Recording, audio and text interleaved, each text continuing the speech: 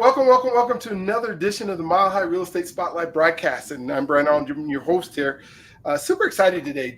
I have Danielle Franklin on today. And one of the things that we haven't done a lot is just talk about the law and what we can do and what we can't do. I think we've had several shows where we talk about like Airbnbs, what communities, what counties, as the cities and stuff can't seem to make up their mind on exactly what they want to do in their cities. And, I was at a networking event last week, and there was a couple people who were asking me about, hey, I need somebody. Do you know anybody who knows anything about real estate law? Well, today is that day. Today we get to talk to Daniel. He is an attorney. He specializes in real estate, and we're going to just talk about all things law. Hopefully we'll answer most of your questions.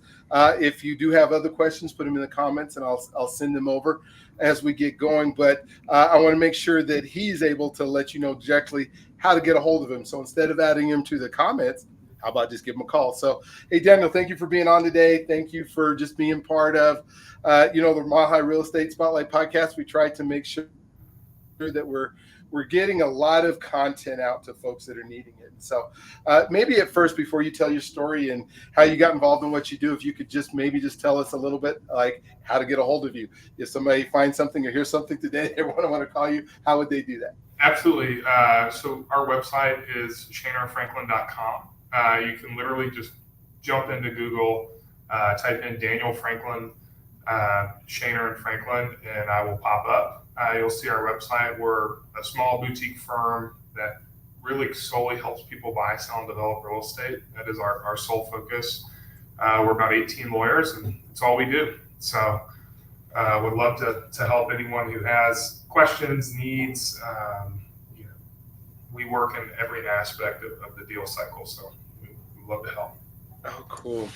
So tell us a little bit about you, how you got to doing what you're doing. You can, I tell people the freedom of your story is your story. So if you want to start when you're 2 years old, start there. If you want to start later on, this is where you go. Just give us a viewpoint of how we can get to know you. Yeah, I mean, my journey to law school is actually really interesting in that it was like totally random. I thought I wanted to be a dentist the entire time I was in college.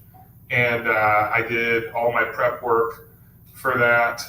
The very last class that I took in my undergraduate degree was a human anatomy class. And I was working on a cadaver. And throughout that process, I was like, you know what, man, human bodies are pretty gross. I don't want to do this. I don't want to be like playing around with people's mouths. I don't want to be working with human bodies. Like, I think I want to do something else. And I was competing at the University of Oklahoma on the football team at that time. And because of that, I had to attend summer school. So I actually graduated in 3 years, and then I had 2 years of eligibility left. And I was like, okay, well, I'm going to do a master's degree, and I'll figure out what I want to do after that. So I was like, okay, I don't want to be a dentist anymore. Did a degree in intercollegiate athletic administration. Still had no idea what I wanted to do. Graduated, was unable to play in the NFL, not for lack of trying or wanting to. I just wasn't good enough. And I think like it's awesome to be able to recognize that and say, hey, I was probably in the top 150 people in the world at playing linebacker. There's no market for that, even being in that top, 150 people. Like if you want to make money playing football, you really have to be in the top, 45, 50 to have any type of career. You need to be in the top 32 to have a 2 or 3 year career. Really need to be in the top 15 in the world to have an actual meaningful career where you make enough money where football can be it for you. Okay, man, sucks. I'm not that guy, but I have a lot of other things I can do. So ultimately, I'm married at this point. I have a kid, Bailey. She's wonderful, huge blessing. But I was like, God, I've got to make money. What am I going to do? Connected with Ella McDonald, who owns a company called McDonald Land Services. And I met with her on a Friday, and she said, I have a job. If you want to take it, it's in Cheyenne, Wyoming.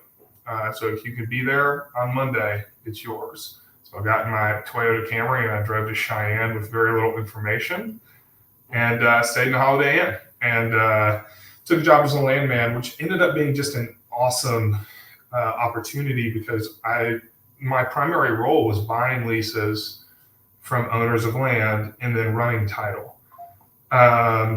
And that's a skill set that not many people have, not many attorneys have.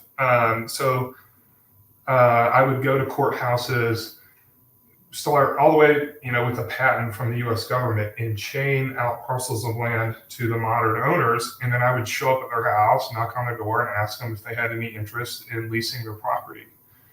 And I did that for a year, and traveled back and forth between Cheyenne and Norman, because Chelsea was still in Norman, doing her own, real estate thing. And ultimately I decided, I really enjoyed what I was doing and kind of the nuance of putting that title puzzle together and then connecting with owners and trying to negotiate a deal. But I didn't like the side of the transaction that I was on. I was actually able to work with another lawyer. Her name is Caroline Shaner. At that time, she was working for Burleson LLP, and she recommended I went to law school. Caroline is actually my partner today. She is the Shaner in Shaner and Franklin.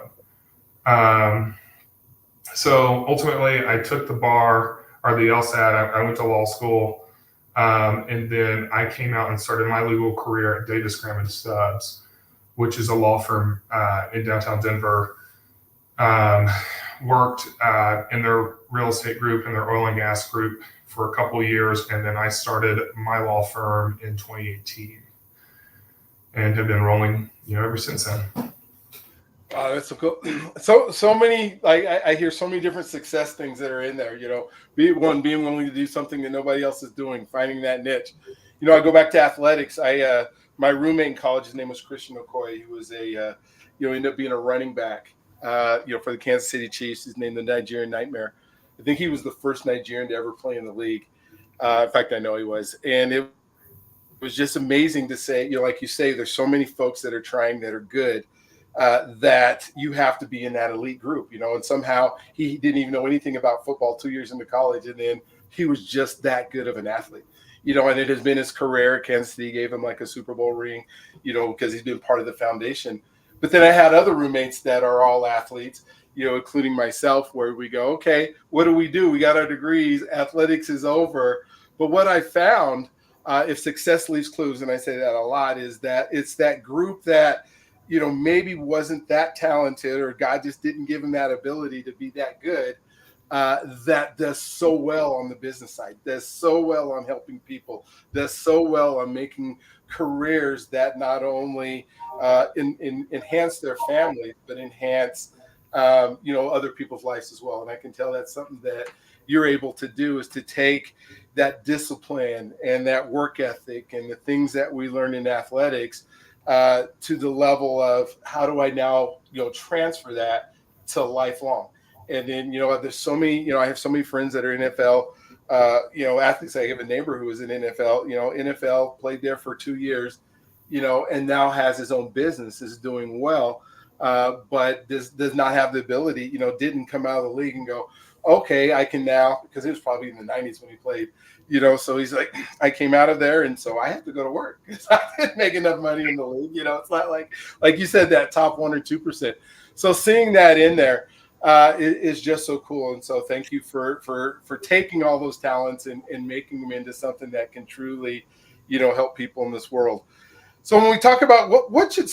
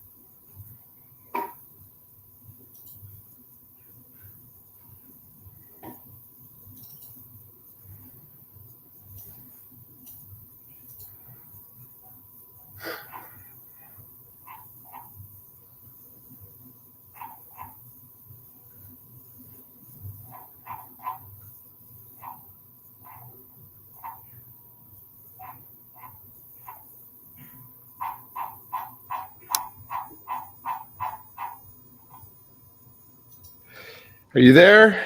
Hey, I am. That was weird. So what'll happen is it still kept recording, so we'll just be able to edit out the part that messed up. But I had to switch computers. Literally, everything just shut down. And like, what just happened? Like it happens, though, man. That's technology. Yeah, technology. All right. So let me get right back into it. Hey, so this is Brian. Sorry about that. We just had a technical difficulty. We got a snowstorm happening out here, so I'm not sure what happened, but my device just shut down. So we're going to finish this. I was able to move here upstairs to another computer that I actually have set up. So we are in good shape. So I was talking about the law. The question I was going to ask you is, there's transactions that happen every day. We buy, we sell real estate, but there's something, these are pretty big contracts. These are pretty complex with all the details and the paperwork. And, after 2008, all the additional laws that came into place to make sure that we were doing some of the things that we needed to do. What should somebody know or not know about law? And then why would somebody need you for some of those intricate type situations? Well, it's always a matter of a risk and money. And so what's funny is any deal over $5 million, like lawyers are always involved, no matter what. It's just the way the world seems to work. And so there is some analysis out there happening by people transacting at that level saying, okay, once I hit the $5 million threshold, it's time to get a lawyer involved. And I think there's a couple of reasons for that. One, there's enough money involved that people are like, okay, I really don't want this to go south. Like if I end up having to, get involved in litigation or this deal doesn't go the way I anticipate it to go, like there's material liability. What's interesting is I would say 5-10 years ago, the average transaction price across the metro was not north of $1 million. But how many deals do you see now, like at $500,000? Like there's just not many out there. And for buyers, I would actually say the risk profile is very similar. Like this is the biggest investment you have ever made. For sellers, this is a critical transaction that is a massive part of your portfolio. So the idea that you wouldn't have real estate counsel assist in some capacity is pretty surprising to me. So I get it when you're talking about a $5 or $10 million deal. The biggest deal that I worked on was a $186 million solar deal. The smallest deal I've worked on is like a $110,000 deal. So I've been all over, and but a lot of times it's like an afterthought. Like people don't think about lawyers until they're like, oh my God, I need a lawyer. And it's like at that point, their lack of planning has become an emergency. And so what I would say to people is, hey, when you're considering transacting, it's okay to pick up a phone and call a lawyer. Like there are a lot of brokerages that I work for in the Denver metro where their agents just call me and it's a flat fee. Like, hey man, for $550, I will review the purchase and sale agreement. I'm going to review your title policy. And I'm going to review the deed at closing to make sure, number one, there are no material encumbrances or things in that title policy that are going to materially impact this transaction. I'm going to look at the purchase and sale agreement to make sure it's right. It's pretty surprising to me how often there's a breakage between the PSA and the deed. I would say probably 1 in 10 of the transactions that I look at, there's something wrong in the deed, or the PSA and deed don't totally align. And so it's like, okay, let me pick up the phone and call the title company and just say, hey, look at the PSA, here's the deed. Just need to make these little tweaks before closing so that it's right. And there's no post-closing curative needed. And a lot of times those don't necessarily get caught. And over time, the risk goes down, right? It doesn't matter if there's a minor title defect, if you have possession of a property for 20 years, right? No one's challenging your claim to that property. But those issues do come up. So the amount that someone raises a title defect, it's not as frequent, but when it comes up, it's always pretty bad. And you would be surprised the amount of disclaimers in your title insurance policy and what it does and doesn't actually cover. And so I feel like a lot of times you're like, oh, I've got this huge security blanket of my title insurance policy. But a lot of times those title insurance policies offer protection to your lender, but not a ton of protection for you as an owner.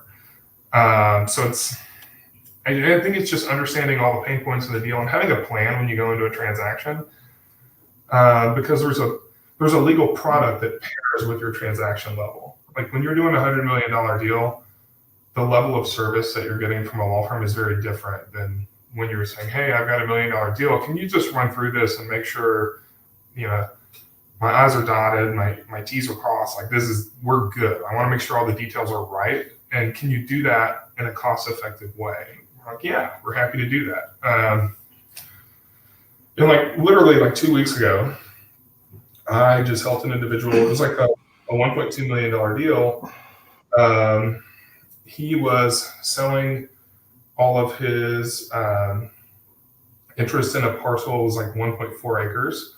He has a house and another structure out there, but he wanted to reserve his minerals. The title company prepared everything for the transaction, and I got brought in a week before closing just to review everything and make sure it was buttoned up and looked good. Well, the deed that he was going to be executing at closing actually had him conveying 100% of his minerals to the buyer. So the title company screwed up the deed. There's no cure for that post-closing. If that deed gets recorded, he loses his minerals and he has a claim against the title company, but no one wants to litigate. They want the transaction right. So it's a simple fix, but it's gosh, man, that was the best $500 you've ever spent. Absolutely. That's millions of dollars in all kind of fees if he doesn't, right? Yeah, I mean, it's a bad situation, and I don't know. That's a success story, but that was a small transaction where it's hey, man, let me just jump in here and help you. It wasn't one of the nuanced deals where it's hey, we've got to take on this lot. We need to get all these zoning approvals, and there's just more stuff. A lot of the deals are simple, but just being thoughtful about how you approach it as a buyer or an investor, as an agent. I mean, I think all of those things are important. Yeah. I don't know. Just my general high level. I don't even remember what specifically we were talking about. I feel it's just no. It was really good because I was asking why an attorney is needed, and then because it is so complex, and there are so many different, avenues. Even through the states, since I do lending, I'm licensed in I think 12 states now, and so every state is different. Mm-hmm. And then you got to figure out when a real estate organization or I'm thinking of some of the documents that they're asking people to sign because they wanted the transaction to be smoother. They want to have more transparency into what's going on. Arizona has one where they're asking you to give this document where they're asking the the borrower to sign that every 2 weeks they're going to tell them if they did anything different, like did they buy a car, did they do stuff. But like, you can't just Yeah, I mean that's a ask the lot. person that stuff, every 2 weeks what they did with their money, But in fact, it's like, but if you want to go through our transaction, you want to go through, right now, maybe you can speak to this a little bit. There is a on the real estate side, I'm sure you've heard of this, where the buying agent is kind of being taken out of the equation as far as commissions or how it's been done. Is there anything that we should note about that, or as a seller, or is even a potential buyer, that I may have to pay the buyer out of my pocket, or as a seller, I may not have to pay the buyer, the buying agent at all? What's happening there in your opinion, and where we're going? So, it's tough, right? Because that's all a contractual thing. What does the agreement say? Like, I definitely see those issues come up. Oh, Brian, I lost you.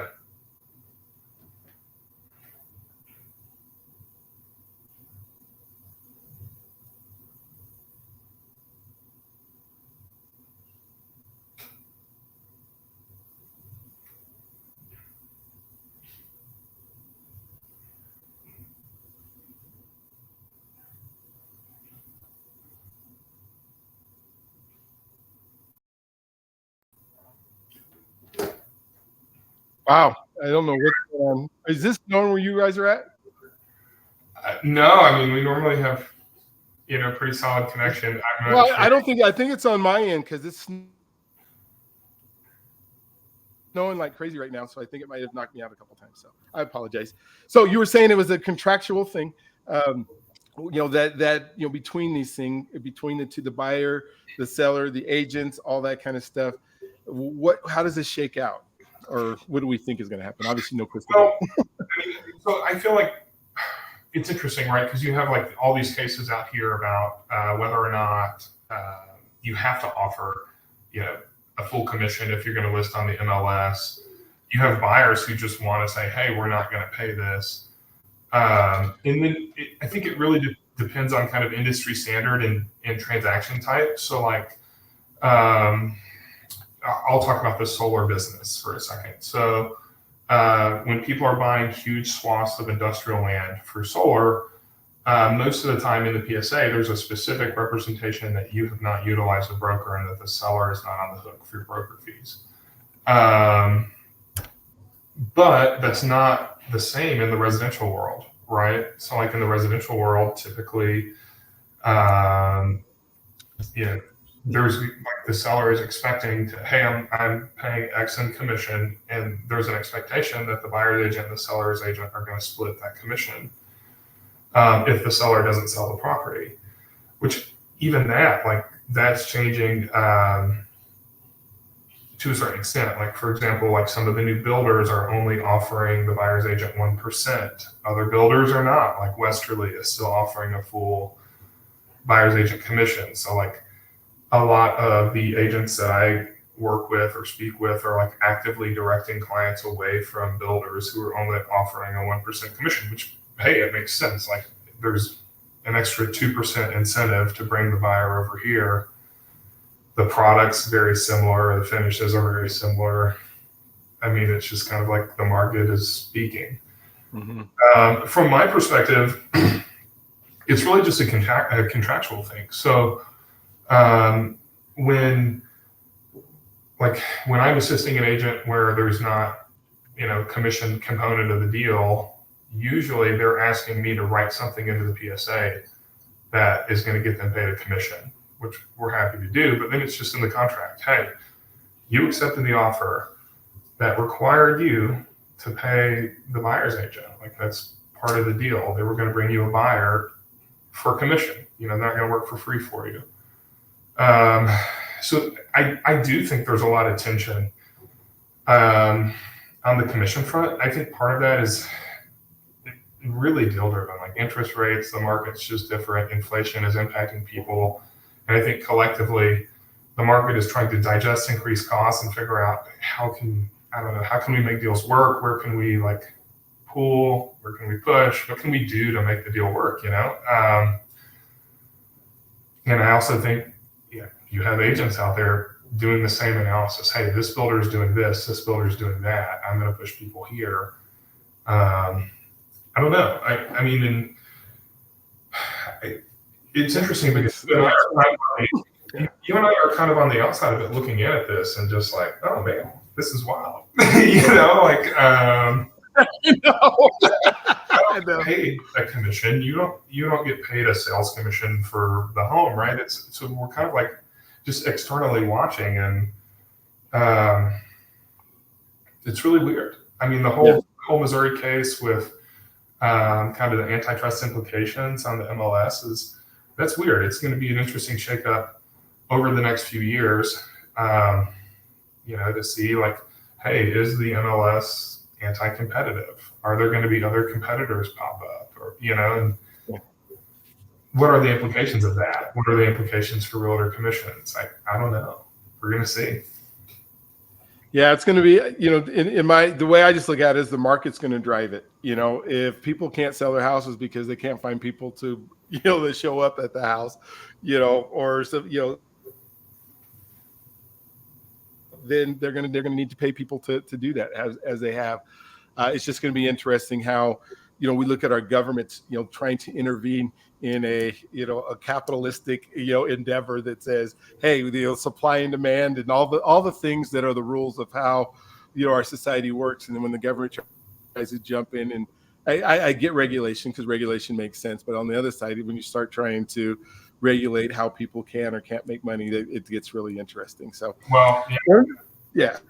Well, and there's so many competing platforms already. Like people don't have no, when somebody wants to invest, so I've decided I want to be. Yeah, exactly. When people want to invest, what's like? I decided, because I know you and your wife are big investors, and you're, you know, all over, you know, whether it's in Oklahoma or it's in Colorado or it's wherever it's at. If I decide I want to be an investor, because now I have my house, I'm pretty, you know, solid. I feel good about that. What are some of the things that I should do, either from, you know, a law side or from a just real estate side? What would help me to become an investor? Like, what steps should I take? I think if you want to be a great investor, you need a great team. And it is not just a you thing. You need a great lender. You need a great real estate agent. You need a great property manager, and you need a great lawyer. And if you don't have those things, one aspect of your business will suck, and you're not going to do the things that you need to do to make as much money as possible. So let me give you an example of that. The first deal Chelsea and I ever bought, it was the best value purchase we have ever made, and we screwed the deal up. We made $14,000 after a year and a half hold. It was awful. We tied up like $240,000 for a calendar year, and then made like $14,000. And it was like the margins were so big. We didn't have the right team in place. We had a really terrible. The relationship that we had with our general contractor was not ideal, and we just did some things we didn't need to do. The lending product that we utilized was not really designed for construction. We weren't able to utilize enough leverage, and we were paying on an AM schedule that didn't make sense. We had some weird permitting stuff, which, you know, that's part of real estate transactions in general. And I think at that stage, when you're that green, we weren't as good at navigating that efficiently. But long story, I guess, kind of brought to a really short conclusion. We screwed the deal up. We should have made $150,000, $200,000 on that deal, and we should have turned the product 6 or 8 months earlier than we did. We had the wrong lending product. We had a bad contractor. We had poor execution on the permitting front. I'll squarely own that. I'm a lawyer. You know, that was me, but I also learned a lot from that deal. So the next deal we did, we got better. And it was really like 6 or 8 deals down the road where we found like, holy cow, like we're in a rhythm here. we're grinding through this. We're putting the right products in place from a lending perspective. We're really good at the permitting. We have a great GC.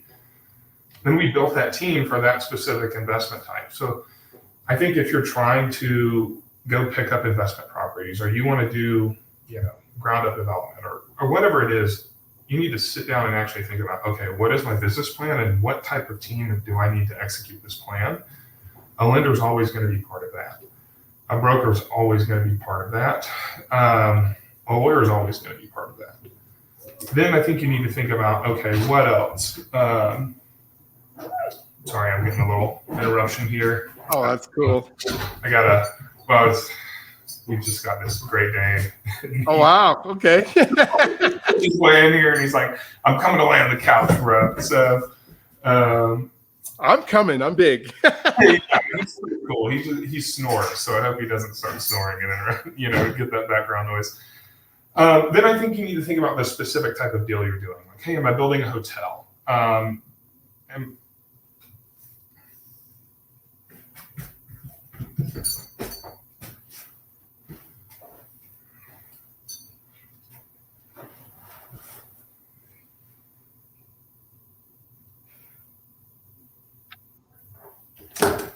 Sorry. So then I think it's truly about just like analyzing the specific type of deal you're doing and saying, okay, what specialists do I need here? Do I need a GC? Do I need a hospitality management team? Am I building a hotel? Am I building a coffee shop? Do I need some type of boots on the ground coffee shop management team? I'm like really putting your team together so that you can execute on your deal. Oh, that's cool. So what I'm hearing, and you can correct me if I'm wrong, is one, you have to be, understand that there's a risk, that there's a possibility that, this isn't going to go as well as I thought. And then you have to be willing to fail. I hear that, I need to develop a team. My suggestion would be, before you get started, call Daniel and say, hey, I know that you did this. What are some of the pitfalls and mistakes that I can make? How do I hire you? How do I create a team? One of the things that I say, and I'll say at the end of this show, is let the experts help you instead of trying to do it yourself. But there, and forge that thing. And because, I'm sure in that process, Daniel had people who were helping him along the way, especially when you make the mistakes that you don't know. But if you try to do everything by yourself, then you just get frustrated and you give up. And I'm glad you didn't give up, because I'm sure it's turned into something amazing because of all the mistakes and the things that you learn, and, how title works. And I love the fact that you said it takes a team. It's not just me saying, waking up and saying, hey, I just want to invest because I want to make more money. There is more to it. In time frame wise, like how much of somebody's time they're working, they got their jobs, they have some money set aside. And I know there is that where I can just hire somebody to do everything, go find everything for me, and you pay a premium for that. Or you try to do everything yourself and you pay a premium for that on yourself. But how much time can somebody expect to spend in this world of trying to get going and trying to do more with investing? I think it's all very dependent on what you want to do. So if you're trying to, buy rental properties and invest in Class A real estate, like a 4 or 5 cap, and those deals are all marketed. You're going to hire a broker. You're going to put together like a thesis on, okay, like I believe that this location is awesome. It's going to appreciate at X. I'm going to see rental growth at this rate. Like, you're going to put together kind of your theory, and then you're going to move on that. And I think all of your time investment on those types of deals is on your initial pro forma, where you're kind of modeling cash flow over a 10-year period. And the reality is, when you're first getting started, that takes a lot of time. Like, if you actually do it right, if you care about the numbers and you want to like make sure that your deal like actually checks out, it's going to take 15, 20 hours to put that together. I think once you've been doing it for a while, I mean, you can knock out a model in an hour and a half. But it's just like the skill that, because I've been doing I've been modeling deals since 2016. I think now, like, they're so quick. It used to take me like a week, and now it's just like, oh, I've kind of built that efficiency and skill, and I'm not like, I don't have to like question every number. Like, I've done it long enough now that I'm like, oh yeah, no, this is right. These are the, this is like how I calculate, CapEx, or this is what management fees will be, or like there's, so initially it's time intensive, but over time, as you grow as an investor, it gets easier and it gets less time intensive. And the things that took you a lot of time initially take you way less time, and you can start to have higher level thoughts and dialogue, and then think about deals differently, and kind of like open up a whole new area of opportunities. And then you spend tons of time on those, and it's like, I'm sorry. So realistically, how much, and I know that pot of money is different, but if I want to get going, we see all these, YouTube videos or commercials on TV, invest with no money and come to my weekend seminar and I'll teach you in 4 hours how to be an investor and make $1 billion in, 2 weeks. We know that that's not true. And it's, they're selling their seminar more than they're selling the actual program. But if I want to be serious about investing, how much money would I really need to kind of get started to be able to see some, some gains over time that could help me do well in this? Because I know you're not going to start out with, $500,000 ready to go and we're ready to go. But what is realistic in that arena? So what I would generally say is, if you don't own real estate, that's the first investment you need to make, right? Is to buy a property where you physically live in that property. The financing terms that you can get on a home that you plan to live in are far superior to kind of any other lending product in the market. And Brian, you can speak to that more specifically. That's just my observation of like, man, first time buyers, they really get hooked up, and you don't get that kind of deal any other time in the market. No. But then the cool thing is once you live in a property for a couple of years, you have all the options, because you're going to be able to find a tenant and cash flow. You're going to have some attractive refis available based on, equity that you've kind of accrued over time. And then you can start to like leverage assets to get more assets. And maybe you kind of do a refi and go live in another property, rent this, the current house that you live in. Like, there's so many options. And I think once you take down the home you live in, then you can get with you and Chelsea and like put together a plan and say, hey, here's my goal. Brian, I want to pick up 5 more rental properties over the next 3 or 4 years. This is the cash that I'm accumulating. This is the asset I own. How can I refi out of this and get into this property? And like, it's like truly the team then comes together based on that goal and comes up with a plan.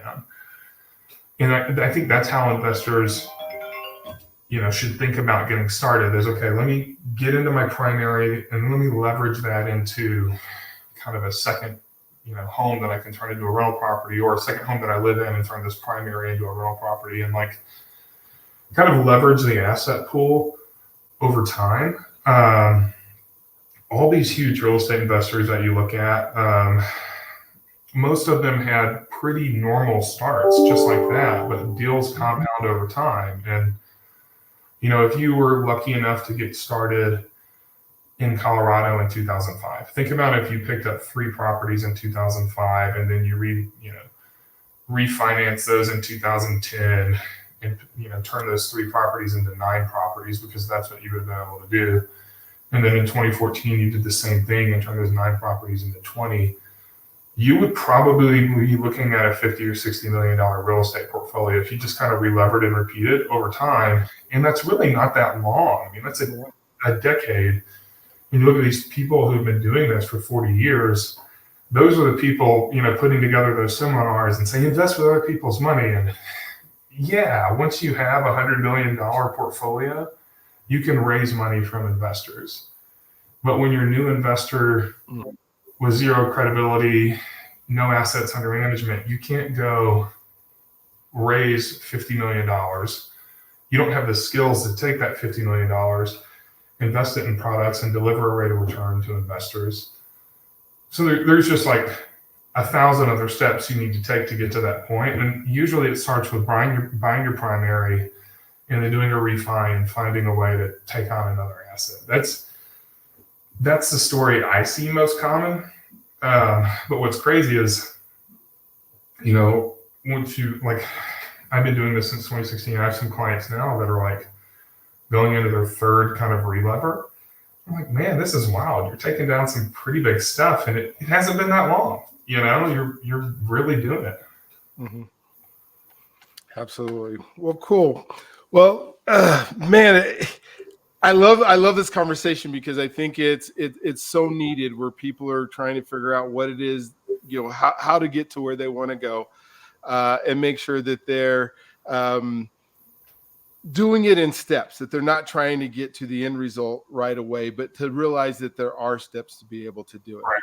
And so maybe we can come, I would love to have you come back. I mean, we're kind of at that time now where we can kind of maybe talk about that, maybe go through a scenario or something like that of what it takes to develop a team, because I know this is such an interesting conversation that a lot of people want to know about, because they're saying, hey, I want to do something, I just don't know how. I want to stay away from the guys that just go into a seminar, but I really want to kind of, and to be able to set up a team, and to be able to have you, and to have Chelsea, and to have, whether it's myself or whoever the other lenders are, that can be able to put together a team to help somebody. But like you said, get your primary property, and then be able to start utilizing some of the Right. refinance side of it would just be the first most important step to be able to do.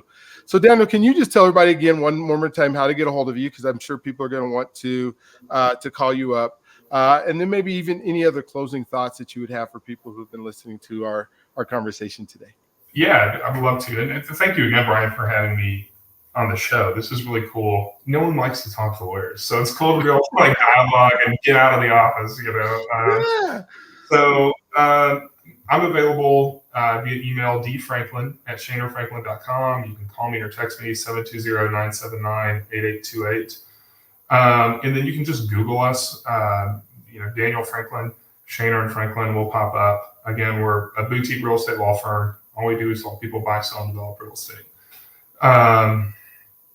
I would say the conclude. It's tough to conclude, right? Because I feel like our dialogue has kind of been broad, but I would say we've hit some critical points, right? So the first thing is you're never going to know every detail, and just do the deal. Get out there and invest. Real estate is like planting a tree, right? And no one's really happy the day they planted an acorn and water it, but 5 years from now, you've got a big, beautiful tree. You're like, holy cow, I'm so glad I did that. I think real estate investing is the same way, where, man, you're not going to know every detail. Get out there, put a plan together. With real estate, it's really, really hard to totally fail. So go take deals down, get assets under management, get a team in place. You need a Brian. You need a Chelsea, a really good broker. You need a really good lawyer, and then you need a property manager. And get the properties, figure that stuff out, and then relever them and grow a big portfolio like that. Just do it. Figure out a way to do it, because, man, it's worth it. Be thoughtful about it. Get a team, but go do it. Yeah. I love it, love it, love it. Thank you again. Like I said, on the show is, one, you can do this. Daniel just showed you how you can do this and told you what you need to do to get started to do this. And so don't believe in your mind that this is so far. I don't understand the terms. I don't understand. He says PSA. I don't know what a PSA is. It's a purchase agreement. There are things that are just, you get into it and you learn them, and you learn them pretty quickly. The second thing is, you deserve this. I mean, if you think about the way that our country is built and put together, is it has the ability for you to take advantage of the things that are here. And then the last thing is, don't try to do it yourself. Once you've made that decision, if this is something you're going to do, seek out the right people, seek out the help. Call Daniel. I know he's an attorney and he's going to help you through the law matters of it. But at the same time, he's not the type of person who's going to just say, oh, don't do anything. Just, figure it out yourself. he will, if he doesn't know it, he'll point you in the right direction to somebody, but he might help you just get down the road. Maybe 2 or 3 things you need to do right now to develop your team, to put together your team, to be able to do that. And then all of a sudden you're off to the races. It's 2024 right now as we're recording this. By 2030, 7 years from now, you could have a pretty good portfolio just by taking the steps and doing it right now and asking the expert. So thank you again for being on, Daniel. We will come back to this.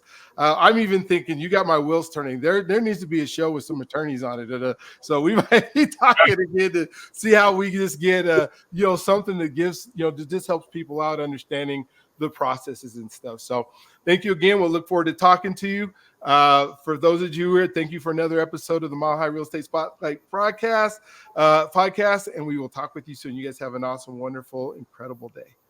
Thanks so much, Brian.